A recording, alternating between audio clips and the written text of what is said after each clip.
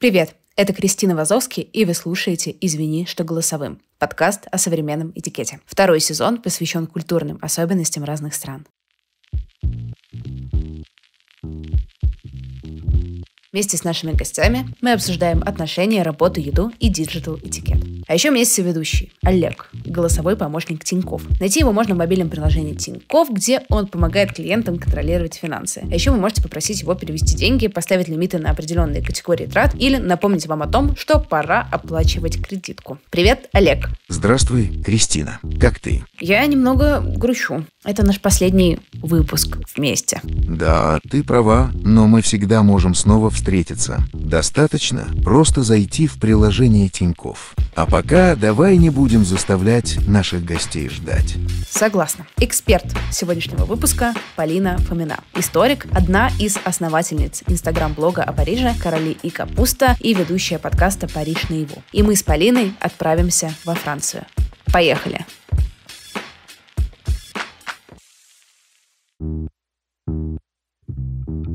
Полина, привет. Привет, Кристин. Сколько ты уже живешь в Париже? Я первый раз приехала в Париж в 1997 году, когда многие слушатели, наверное, еще и не родились. Ровно в день гибели принцессы Дианы. А живу я вот в Париже, так чтобы живу, примерно с 2009 года. Ты помнишь, что тебя, или там в твой первый приезд, что тебя больше всего удивило на контрасте, когда ты приехала во Францию? Тут же ведь какой момент? Люди приезжают во Францию по-разному, поэтому их нужно, наверное, сразу поделить на категории, да? Я приехала, потому что приезжать не собиралась вообще. Я приехала сразу после Америки, в которой я жила в формате Burning Man Festival, там, значит, Нью-Йорк, Сан-Франциско, тра-ля-ля. И приехала я за большой любовью, потому что муж мой француз, и так мы с ним решили, что из всех мест, где я жила, выбирая, а жила я изначально в Петербурге, я родилась в Петербурге, потом жила в Америке и в конце концов оказалась во Франции, из всех этих мест, выбирая, проще всего для нас на тот момент было выбрать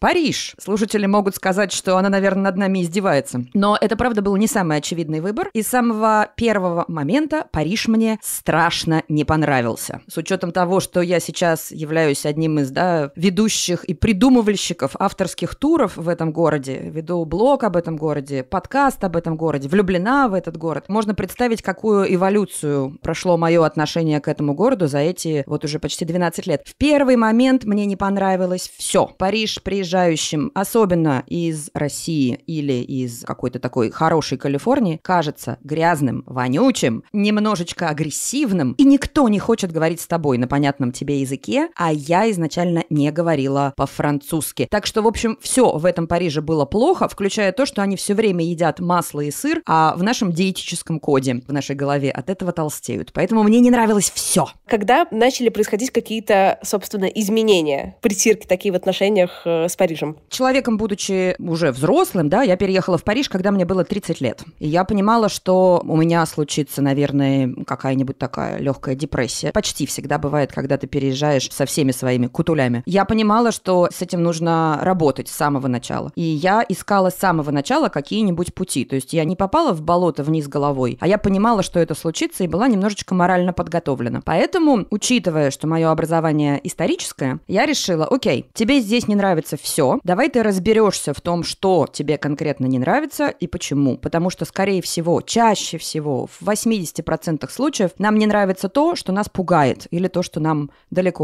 Поэтому я просто пошла и стала заниматься историей этого города сама. Ни курсы, ни школа, а вот как бы стала читать, ну и, конечно, учить язык. Как только в первый же момент кто-то, кроме моего мужа, с которым изначально мы всегда говорили по-английски, но кто-то франкофон понял, что я от него хочу на вечеринке, и рассмеялся моей шутке, мне тут же стало легче, и город повернулся другой стороной. К лесу задом, ко мне передом. Другой вопрос, что прошло достаточно много лет. Не лет, а месяцев. На адаптацию мне понадобилось, может быть, месяцев 9. Как хорошая такая, беременность. Выносила, и родила любовь к этому месту. И история, когда ты начинаешь понимать, что это? Зачем это? Почему здесь грязь, а здесь Эйфелева башня, которую некоторые французы до сих пор ненавидят и называют в лучшем случае, значит, железной спаржей, а в худшем случае фалоимитатором? Так вот, когда ты понимаешь, зачем она здесь, даже если она тебе не нравится, ты начинаешь к ней относиться с такой, как минимум, симпатией. Также произошло с моим отношением к Парижу и трансформация его постепенная. Язык и понимание как бы вот духа места, гения места. Расскажи вот про гений места. Какой гений в Париже? Это очень не похожий для меня на все города город из всех городов, в которых я жила. Это город очень маленький размером своим. Его можно, как бы это ни было странно, пройти пешком часа за 4 по диагонали. Город представляет из себя такой кружок, поделенный сеной пополам, да, и вот это вот весь радиус будет, километров 7,5-8 из центра от этого самого нашего злосчастного Нотр-Дама. В этом городе есть несколько разных городов и, соответственно, несколько таких ощущений города. Безусловно, есть классика. Средневековый центр, с 19 века пышных магазинов, город барона Османа. Есть в нем еще очень сильный такой вот революционный дух, который во всем отражается и до сих пор присутствует, потому что французы всегда очень любили революции. Французы до сих пор, даже во время нашей пандемии текущей, да, французы оставили за собой право ходить на демонстрации и манифестовать. Это было очень смешно. Во время ковида, например, мой муж с моим сыном ходили на манифестацию в масках. То есть так-то вообще ограничения, на час от дома не отходим, а тут 10 тысяч собрались в масочках, поманифестовали и вернулись домой. И это тоже дух города. Без этого Париж представить нельзя. Париж такой город, в котором очень развито общение. Оно светское, оно может не нравиться. Я вот вообще не была до поры до времени любителем и специалистом по small talk, да, вот таких вот незначительные разговоры. Но в Париже очень просто разговаривать с людьми. Зацепись с любой старушенцей или велосипедистом на улице, и они могут провести с тобой 2 часа, даже если ты коряво говоришь, что-то пытаясь тебе объяснить, поспорить, рассказать. То есть вот это вот бла-бла-бла французское, постоянные разговоры, это тоже часть такой вот культуры городской. Помимо всего прочего, это, естественно, очень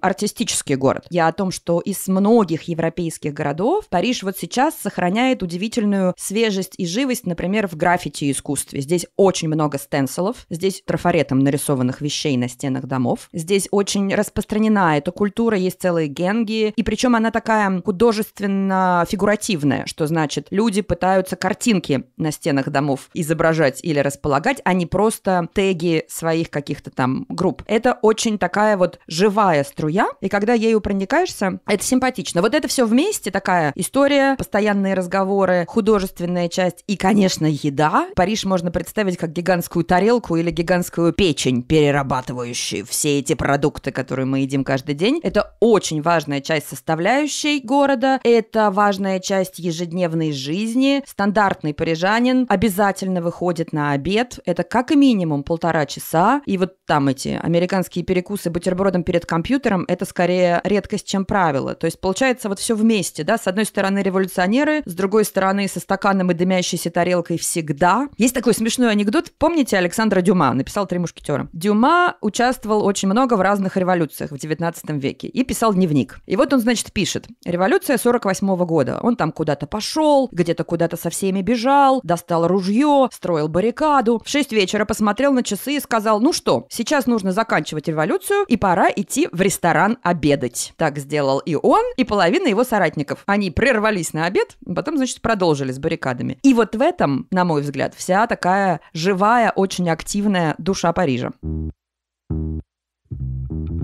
Давай поговорим немножко о корректности во Франции, а именно об отношениях, например, к иммигрантам, об отношении там, к какой-то современной культуре, политической корректности и так далее. Есть ли у тебя какие-то здесь наблюдения? У меня 2 паспорта, и я сейчас являюсь такой же француженкой, как и все остальные. Во Франции очень специфическая система, не всегда понятная русскоязычным, определение того, кто есть француз. Французом с точки зрения государственности является любой человек, у которого есть французский паспорт. У нас в паспорте не написано еврей ты, марокканец, русская или француз из Марселя, да? У нас написано в паспорте цвет глаз, рост, имя и город рождения. В случае, если я иду на вечеринку, где, например, очень такая корректная, хорошо воспитанная хипстерская публика, скорее всего, мне никто даже не задаст вопрос, а что это у вас такой акцент, потому что у меня, конечно, есть акцент во французском языке, или они меня спросят про акцент, но скорее так, с симпатией. Если кто-нибудь захочет докопаться, а вот ты откуда такая понаехала, тогда они спросят, какого происхождения твои родители, что само по себе намного корректнее, чем спросить в лоб, а ты кто? Но при этом во Франции сейчас очень сильное националистическое движение, такое правое. Наверное, многие слышали про знаменитую одиозную тетку-дуру Мари Ле Пен, которая всячески за то, чтобы понаехавшие тут валили в свои страны, повыкидываем их всех и даже их детей отправим самолетами за границу. Франция для белых французов, вот это вот все. Есть очень много популистов, скоро грядут выборы же президентские в следующем году, и это такой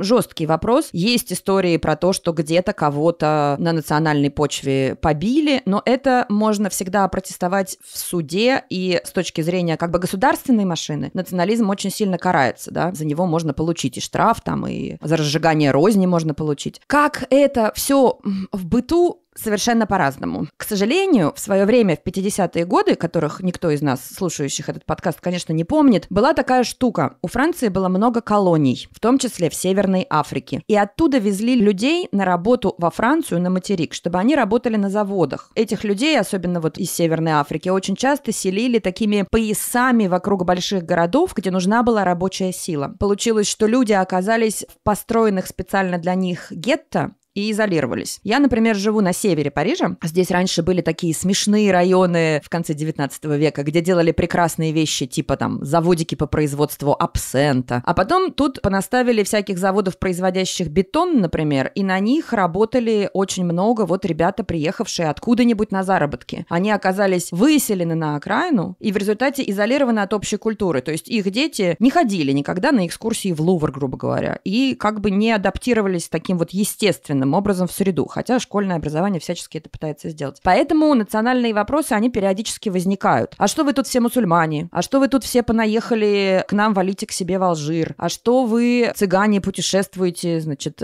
по нашей солнечной Франции? Но умные люди понимают, как с этим бороться. С глупыми людьми мы ведем разговоры на эту тему. А кто не поймет, тех самих выселим. Шутка. Когда я получала образование в Лондоне, у нас был очень большой блок про post-colonial studies, да, и там был прям такой термин, я не знаю, если на русский перевести, это постколониальный стыд. Культурный стыд за само наличие колонии и колониальное прошлое, имперское. Есть ли такие истории во Франции, или наоборот, это как условно в России, которая тоже, да, с колониями бывшими, есть за это до сих пор гордость во Франции? Какое к этому отношение вообще? Очень разное, но я понимаю, о чем ты. Постколониальный стыд, безусловно, во Франции присутствовал, присутствует, но всегда зависит от как бы социального круга, да, потому что все наше понимание того, что происходит и как к этому относиться, сильно зависит от того, что нам рассказывали родители, как нам доносили это учителя в школе. Если мы говорим о северноафриканском поясе, он совпал, отделение этих стран от Франции, выход их из границ французской империи и война за независимость этих стран, типа Алжира, совпала с революцией 1968 года. Была такая знаменитая во Франции, особенно в Париже, революция, когда молодежь встала и пошла. И молодежь была за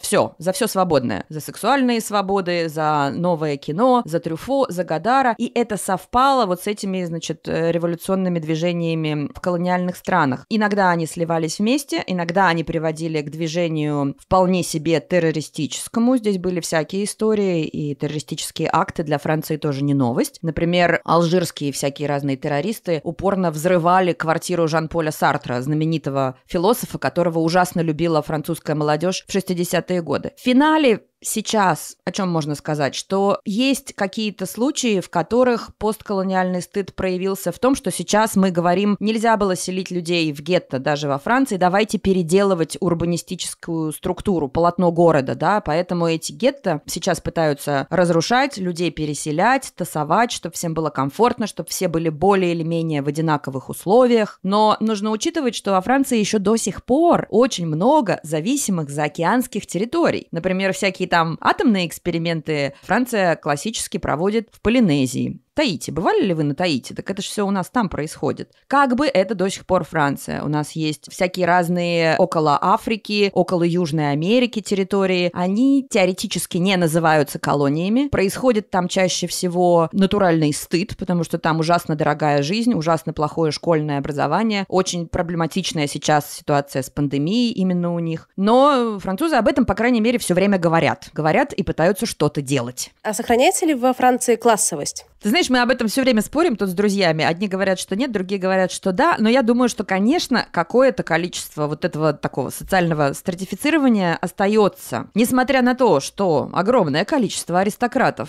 сложило свою голову на гильотине, которая была использована, так сказать, как инструмент, перемалывающий институт классов в кашу. Но потом французы понастроили еще надстроечек, потому что потом после революции они придумали себе империю вместе с Наполеоном и заново воссоздали всю классовую структуру. Если ты приезжаешь в Париж и смотришь на этот город, то чаще всего местные, например, могут тебя спросить: ты в каком районе остановилась? Районов у нас 20, они называются аррondissement, да? И ты такая говоришь: я остановилась в 7-м. И тебе: о, это значит среди аристократов. Или ты говоришь: я остановилась В 18-м. в 18-м, да, и тебе говорят: 18-й может быть разный, кстати. Он ровно поделен на 2. Вот то, что с холма вниз на север, там такие североафриканские районы с дилерами. А то, что 18-й как бы повернутый к городу, то, что называется Монмартром, куда все ходят гулять, да, там будут такие скорее хипстеры, журналисты за 40, кто может себе позволить там покупать жилье, а снимать по-разному. Если ты очень гордо скажешь, что ты живешь в 16-м округе, это оценят, наверное, такие классические французы, белые, с хорошими деньгами, передающимися из поколения в поколение, у кого есть 2 или 3 загородных дачки, вернее, дома где-нибудь в Нормандии и Британии. Понимаешь, о чем я? А если ты, например, скажешь, что я живу в 13-м, на тебя посмотрят удивленно, потому что это Чайнатаун. Там тоже могут быть старые деньги, а могут быть китайские общежития, но, в принципе, такой уравновешенный француз среднего возраста со средними деньгами, скорее всего, в 13-м с меньшей очевидностью будет жить, чем, например, в каком-нибудь другом районе. То есть классы, это я в плане расселения по городу, но классы существуют, и есть прям четкие такие деления даже в моей собственной семье. Я сказала, что муж мой француз, мы живем на севере, в бывших пролетарских районах, если сравнивать с Питером, можно представить себе обводный канал. Я вот живу на канале Сан-Мартан. А сестра моего мужа живет на юге, в Винсенском лесу. Винсенский лес — это значит, что ваши дети по воскресеньям ходят на мессу, а после мессы они отправляются гулять с инструктором на пони вокруг озера в Винсенском лесу. Мой район, где я живу, Понтан, на севере, значит, что мой сын по воскресеньям заваривает родителям кофе, потому что родители отдыхают после субботней вечеринки, а потом отправляется на дзюдо и на футбол, потому что это те самые виды спорта, которые больше пригождаются на севере. Командная игра и знакомство со всеми ребятами из гетто, потому что такие знакомства пригодятся тебе в жизни в будущем.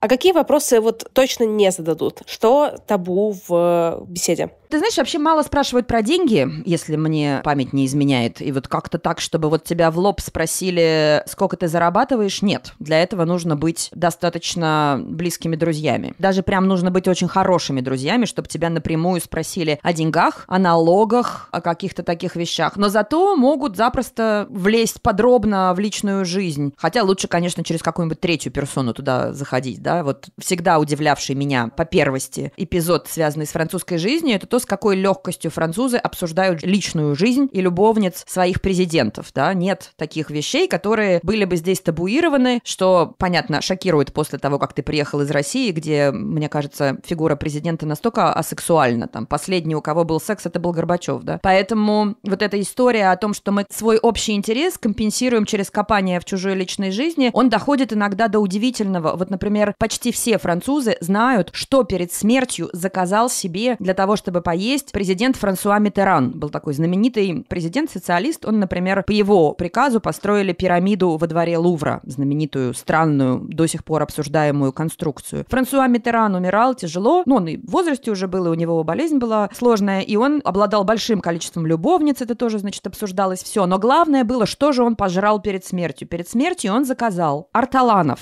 Ты знаешь, что такое ортоланы? Нет, не знаю. Перепелки какие-нибудь? Хуже. Значит, мы берем птичку маленькую размером с воробья, воробья. По-русски, мне кажется, это называется овсянка, но еще это называется и ортолан. Можно забить в гугле овсянка, ортолан и посмотреть. Вот эту маленькую птичку мы берем, топим ее до смерти в коньяке, после чего фламбируем, то есть поджигаем, и прямо тут же в мисочке подаем вместе со всеми мозгами и потрохами человеку, который желает ее вкусить. А он прикрывает свою голову и мисочку, как ингалятор, салфеткой, сначала вдыхает вот эти ароматы жареного мяса в коньяке, а потом это все дело ест с хрустом, раскалывая зубами черепную коробочку несчастной птички. Сейчас эта штука занесена в Красную книгу. Их есть нельзя. Можно найти контрабандно, но нельзя. Даже тогда, когда Миттеран себе это заказывал перед смертью, это уже входило в Красную книгу, и как бы официально этого нельзя было потребовать к столу. Но Миттеран попросил, как умирающий король практически, ему принесли, и это стало темой, которую французы обсуждали бесконечно и до сих пор обсуждают. И вот мать моего мужа рассказывает об этом моему сыну, то есть как бы своему внуку, как важный исторический факт. Это потом формирует их вот вообще общее... Ну вот в семье вот мы делимся историями. Вот такой историей мы поделились.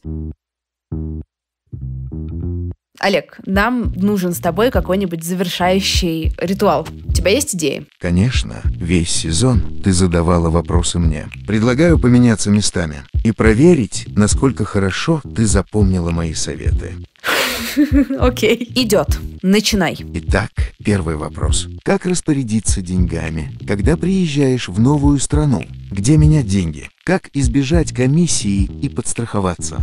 Я запомнила, что выгоднее всего открыть валютный счет, потому что, не придется искать обменник, никакой комиссии, и немного наличных тоже лучше снимать, потому что, куда без них. Ты снова права. Кстати, счет в нужной валюте можно открыть на дебетовой карте Тинькофф Блэк. Валюту можно менять прямо в приложении. Итак, второй вопрос. Что будешь делать, если украдут карту? Сначала я буду нервничать и паниковать. Потом вспомню, что подготовилась заранее и завела дополнительную карту к своему основному счету. Тогда украденную карту я заблокирую и буду пользоваться дополнительной. Молодец, Кристина. Хотя такая ситуация крайне неприятная, даже из нее можно найти выход. И третий вопрос. Как унять тревогу, которая появляется из-за нестабильности доходов? Окей, это моя насущная проблема. Ты советовал начать копить на подушку безопасности, то есть сумма денег, на которую я смогу жить от 3 до 6 месяцев, если случится ураган, землетрясение или подкасты исчезнут, а я останусь без работы. Еще лучше открыть накопительный счет, чтобы капал приятный процент. Например, мы пришли на вечеринку, там много незнакомых людей, мы там с кем-то познакомились, пообщались, что-то рассказали, там откуда я кто. Какой вообще этикет общения постфактум? Это ничего не значит, да, и вы можете увидеть только на следующей вечеринке. Или вы добавляетесь в Фейсбуке, обмениваетесь номерами. Уместно ли потом писать? Есть ли какие-то здесь правила? Французы очень плохи вообще во всех социальных сетях. Мне кажется, они живут в мире, в котором они считают, что отвечать на письма, ставить лайки в Фейсбуке. Ну ладно, Фейсбук умирает, хорошо. Даже вообще, в принципе, как-то там что-то делать в Инстаграме, писать комментарии, это такая вещь, которая очень эфемерна и никому не нужна. Этикет может быть разный, все зависит от того, куда ты пришел и какая вечеринка. Ладно, муж мой не слушает подкасты на русском языке, поэтому скажу, что, например, вот познакомившись со своим мужем в 2001 году, мы с ним сначала весело напились, а потом провели совместную ночь. То есть это как бы было в рамках схемы, которая возможна. А потом расстались на 5 лет и не встречались вообще. Через какое-то время мы возобновили наши взаимоотношения, и вот теперь живем счастливо и воспитываем сына, который, как понятно, не от первой брачной ночи произошел. И вот эта история с французами, она очень показательна. С одной стороны, это может быть страшное сближение сразу же, с другой стороны, это может быть прекраснейшее общение, на следующий день ничего, через день ничего, и в Facebook тебя никто не добавит, если ты сам не пойдешь и не поищешь. Но, войдя в Facebook, ты увидишь, что этот человек в Facebook не заходил, может быть, неделю. Они очень мало живут в Фейсбуке, очень много живут в СМСах. И если у вас близкий круг друзей, у вас была вечеринка, тогда принято, например, на следующий день написать тот самый СМС и сказать: «О, Эммануэль, вчера была отличная вечеринка, спасибо». Такой как бы дружеский жест. Но, в принципе, они очень хорошо реагируют на любую новую инициативу. Если ты сам отправишь во все мессенджеры, в Facebook и в Instagram и куда-нибудь еще свои сообщения, сообщение, то все с радостью тебе откликнутся. Другой вопрос, что может пройти какое-то время, а уж если ты напишешь письмо, то вообще не жди, что кто-то ответит на него в тот же самый день. Это какая-то такая вот аутичность французская, связанная с важными запросами и представление о том, что можно на самом деле ответить сильно позже. Например, даже если ты не то что на вечеринке встретился, а если ты владелец отеля. Я владельцу отеля пишу: скажите, пожалуйста, можем ли мы приехать к вам в компании в 4 человека? Ответ приходит через 3 дня. Он может быть да или нет, но через 3 дня. Представить такое как бы в российско-американском контексте любых дружеских или бизнес-отношений сложно. Мы отвечаем намного быстрее. Но надо сказать, что я во Франции замедлилась, и теперь я, например, не отвечаю сразу же в WhatsApp на все пришедшие мне сообщения, что иногда сильно раздражает моих русских друзей. Скажи, пожалуйста, одну вещь, которую вот если ты сделаешь, как в приезжий в Париж, которая точно выбесит любого француза. Есть 2 вещи, которые выбесят француза, но это будет как бы специфичный француз, но в любом это выбесит того француза, который работает в этом месте, о котором я сейчас скажу, и это очень сильно удивит любого француза. 2 вещи. Значит, если вы, приехав во Францию, в Париж, куда вы отправитесь в первую очередь? Естественно, вы пойдете в кафе. И вот если вы в кафе попросите принести вам к багету или к булке масло, вы удивите всех. Это просто будет такое расширенные глаза, богатая мимика на лице окружающих французов и уж тем более официанта, потому что багет с маслом есть не принято, кроме как на завтрак, и попросить масло на обед тоже не принято. И это такой как бы не то что моветон, вам его принесут, но будут очень сильно удивлены. А вот чем вы их выбесите в этом же самом кафе абсолютно точно, это тем, что вы попросите у них пароль от Wi-Fi. И вот тут держите меня 7. Если вас не обругает официант, который скажет, что какого хрена вы что пришли к нам сюда интернет проверять, то вы просто большой счастливчик. Самое-самое большое оскорбление для заведения попросить у них интернет. И вы очень сильно удивите своих французских сопровождающих, потому что,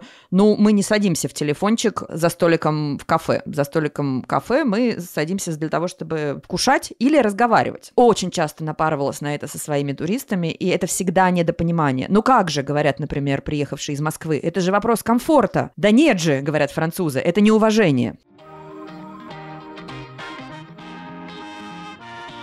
Спасибо, что дослушали эпизод до конца. Я буду рада вашей обратной связи в комментариях подкаст-приложениях и вашим сторис с отметками меня в инстаграме @Крис Вазовский. А если захотите подключить себе Олега, то можете сделать это по ссылке в описании выпуска. И если вы хотите, чтобы Олег вернулся в следующем сезоне, пишите в комментариях и напрямую мне в инстаграме. И я попробую его уговорить. Кристина, спасибо за приглашение. Вести подкаст вместе с тобой – одно удовольствие. Всем пока. Олег, спасибо тебе за помощь. Ты супер.